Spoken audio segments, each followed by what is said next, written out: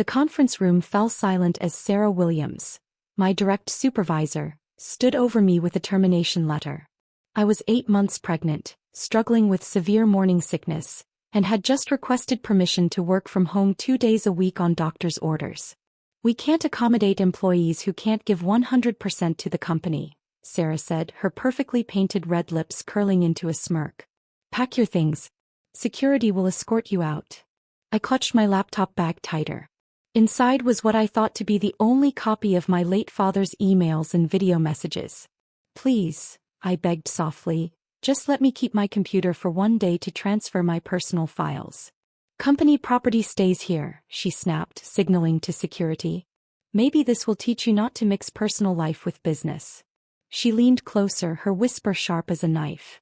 "Besides, everyone knows you only got this job because your father was a board member before he died." If only she knew the truth. Everyone at Renault Technologies believed my father, James Chin, had been a minor board member who died in a car accident 6 months ago. What they didn't know was that he had gone underground to investigate corporate espionage, and that he was actually the company's majority shareholder. "Your father's dead," Sarah continued, clearly savoring my pain. "He can't protect you anymore. Now get out." I rose slowly, one hand on my swollen belly. My baby kicked as if sensing my distress. "You'll regret this, Sarah," I said. She laughed. "What are you going to do? Sue us? Good luck proving discrimination. I've documented all your performance issues very carefully." As security led me out, I saw Sarah already at my desk, snatching up my laptop, probably planning to delete everything before HR could investigate. What she didn't realize was that my father's last message had contained a warning. "Emma, if you're watching this, something's happened to me. Renault Technologies has a rot at its core. People are stealing technology, selling secrets. I'm going dark to gather evidence. If anything happens, open the blue envelope in my study. And remember, sometimes the best revenge is letting your enemies think they've won." At the time I hadn't understood. But that day, with one hand protectively cradling my unborn child, I finally opened the blue envelope I had carried for 6 months. Inside was a single USB drive and a note. "The board meeting is in 2 weeks. That's when everyone learns who really owns Renault Technologies. Stay strong, little dragon. Dad." Sarah thought firing me was her victory. She had no idea she'd just triggered a chain of events that would expose everything she and her conspirators had tried to hide. 2 weeks later, the Renault Technologies boardroom buzzed with nervous energy. Executives shuffled papers, believing it was just another quarterly meeting. Sarah sat near the head of the table, her trademark red lipstick gleaming as she preened. "Before we begin," she announced confidently, "I've restructured my department after removing some dead weight." Her eyes gleamed with satisfaction at the reminder of my firing. The double doors burst open. My father, James Chin, strode in wearing a perfectly tailored suit, flanked by federal agents. Very much alive. The color drained from Sarah's face, her lipstick suddenly stark against her pallor.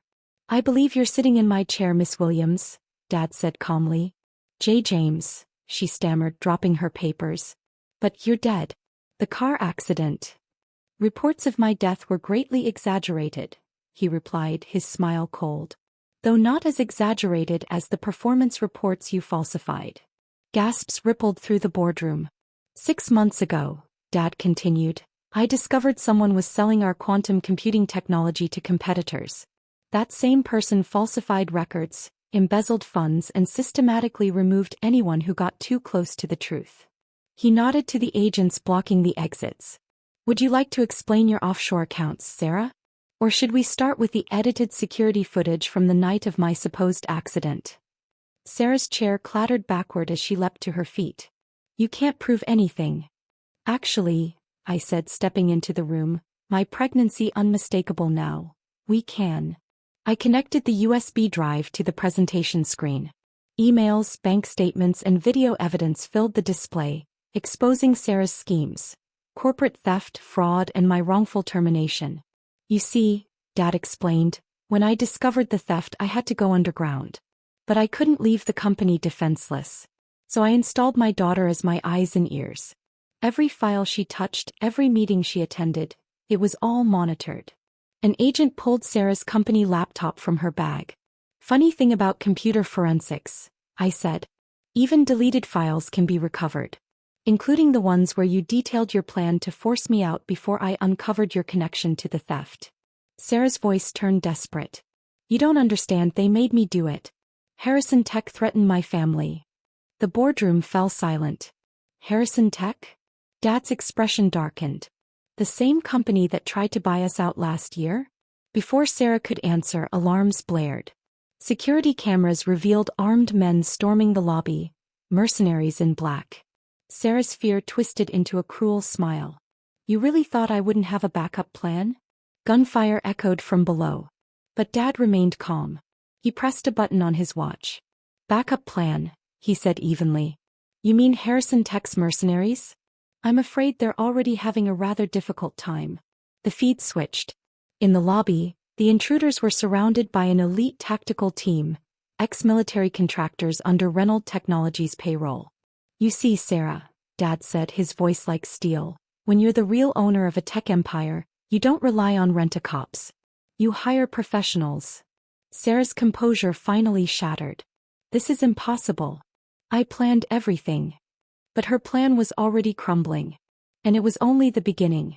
I stepped forward, one hand on my belly. Perfectly, did you? Like how you perfectly planned my father's accident. Or how you perfectly planned to frame me for the technology theft. I connected a second USB drive to the display. New documents appeared. Sarah's private emails with Harrison Tech executives, plans for a hostile takeover, and, most damning of all, surveillance footage of her tampering with my father's car 6 months ago. The thing about being 8 months pregnant, I continued, my voice steady, is that everyone underestimates you. While you were busy deleting files from my laptop, you never checked the backup drive I kept in my maternity purse. You know, the one you mocked as ridiculously large last week. The board members sat in stunned silence as Sarah's years of sabotage played out on the screen. The technology theft was only the beginning. She had been systematically weakening the company from within to prepare for Harrison Tech's hostile takeover. But why? One board member finally demanded. My father can explain, I said. Dad stood, his expression grim. Because Sarah Williams isn't her real name. Show them, Agent Roberts. A federal agent stepped forward and opened a file. The real Sarah Williams died 15 years ago. This woman is Claire Harrison, daughter of Harrison Tech CEO. Chaos erupted in the boardroom. Claire, formerly Sarah, made a desperate dash for the door. But her designer heels betrayed her, sending her sprawling into the arms of waiting agents. You fools, she screamed as they cuffed her. Do you know what my father will do to this company? I stepped closer, my voice low but steady. Your father is already in custody. Turns out he wasn't very pleased when we showed him evidence you were planning to double-cross him too. Those offshore accounts. Not just for stolen tech money, you were embezzling from Harrison Tech as well. As the agents dragged her away, my father turned to the stunned board. Renault Technologies isn't just my company, he declared. It's my legacy. And now it's my daughter's legacy too. He gestured to me. Meet your new CEO. And before you question her qualifications, or her condition, you might want to know that while working in an entry-level position, she filed 12 patents and developed a quantum encryption system that just saved all your jobs. 9 months later, I walked back into Renault Technologies, this time with my daughter in my arms. The company had transformed. Our technology was more secure than ever. Employee benefits included comprehensive parental leave. Productivity was at an all-time high.